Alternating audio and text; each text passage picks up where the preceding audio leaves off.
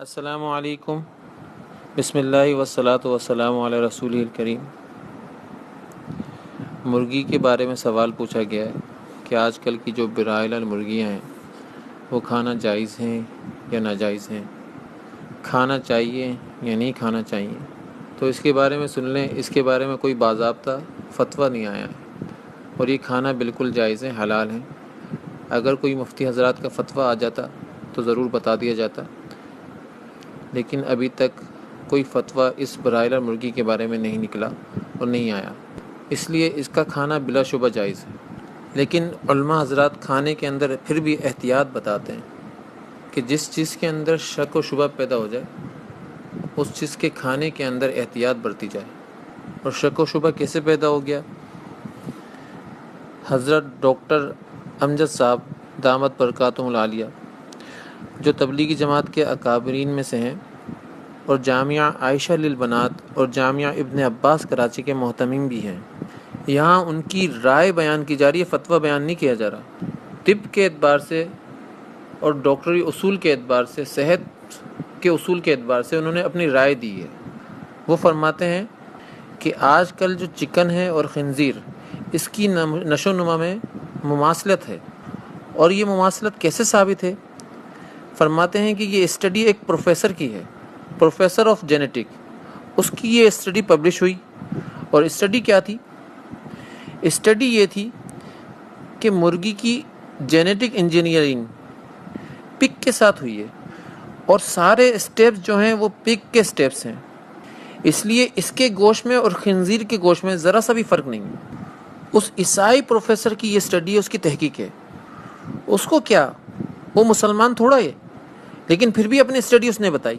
اور جب اس کی یہ تحقیق اور اسٹڈی پبلش ہوئی تو یہودیوں کا ایک بہت بڑا بزنس رک گیا، کیونکہ یہ چکن $40 بلین بزنس دیتی ہے یہودیوں کو، اور انہوں نے اس عیسائی پروفیسر کا سوشل اور اکانومیکل بائیکاٹ کر دیا۔ پھر اس کے بعد اس کو سائیکو مریض قرار دے دیا اور اس کو سائیکو ہاسپٹل میں داخل کر دیا، اور پھر اس کو چپ چاپ سے مروا دیا، کیونکہ یہ آدمی ان کی روزی پر ہاتھ مار رہا تھا۔ اب اس کی برائیلر مرغی کے انڈا اور اس سے بنی ہوئی جتنی بھی اشیاء ہیں اس میں بھی بڑی خرابی ہیں، وہ بھی استعمال نہیں کرنا چاہیے۔ بلکہ یورپ کنٹریز کے اندر، آپ امریکہ میں چلے جائیں، لندن میں چلے جائیں، وہ خود جینیٹک فوڈ یوز کرتے ہیں، انہوں نے خود نے اس کا استعمال چھوڑ دیا ہے۔ اور اسباب کیا بنے؟ انہوں نے تحقیق کی کہ ہمارے یہاں ہارٹ اٹیکس، اسٹروکس، کینسر اور یہ بچوں کے اندر جو بیماریاں پیدا ہو جاتی ہیں طرح طرح کی، یہ کیوں ہو رہی ہیں؟ تو پتہ چلا تحقیق کرنے کے اوپر کہ ہماری ڈائٹ میں کچھ چیزیں گڑبڑ ہیں۔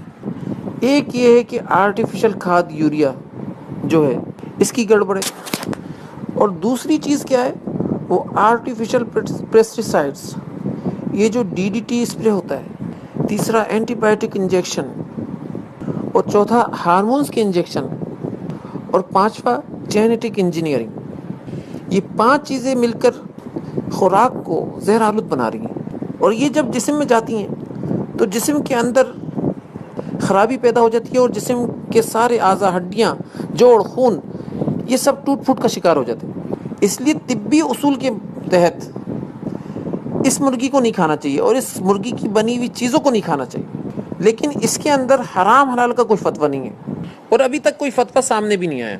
یہ ڈاکٹر امجد صاحب دامت برکاتہم العالیہ کی تحقیق ہے، اور وہ ایسے ہی بیان کر دی گئی جیسے انہوں نے بیان کیا۔ اللہ تعالی ہم لوگوں کو عمل کرنے والا بنائے۔